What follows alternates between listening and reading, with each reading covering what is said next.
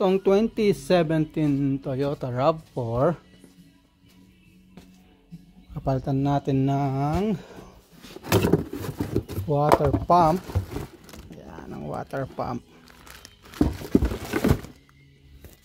Ayan, naglilik. Ayan, pink na to, kulay na pink. Ayun o, dito sa belt, ayun, kita yung pink. Ito yung water pump.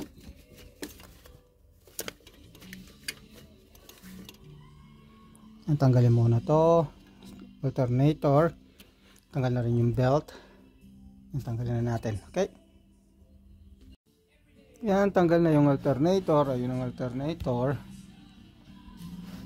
Yan, tanggalin natin tong water pump bolt. Yan, ano, yan, natanggal na natin yung water. Kailangan din tanggalin tong tensioner. Yan o, tensioner. Ayan, tanggal na itong water pump. Ayun, naglilik o.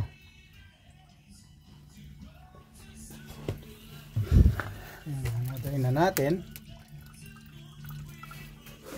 Ayan, linisin na natin and then lagay na yung bago.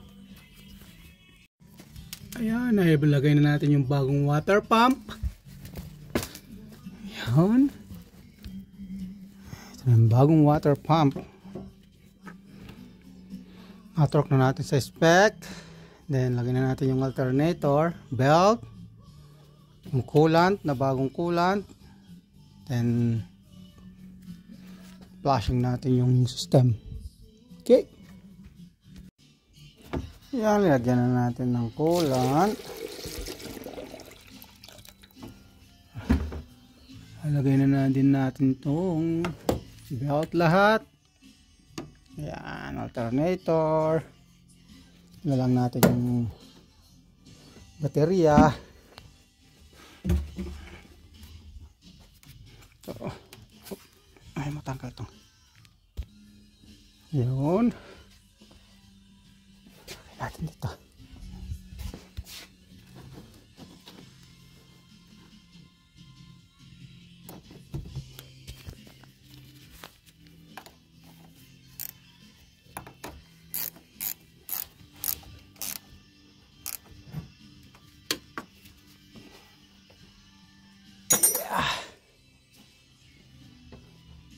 Start na natin.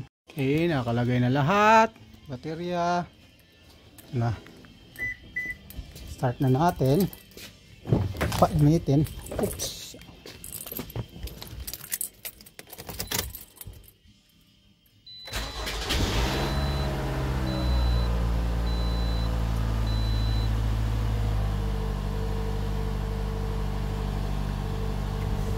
Yan.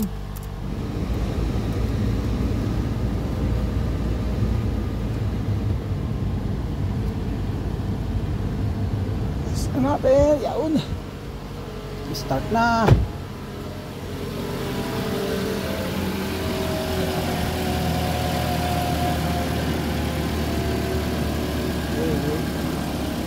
Observe na natin.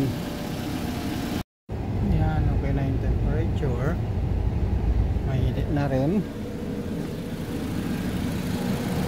Okay na rin yung level. Saban natin kung okay na walang leak. Ano yung unang water pump?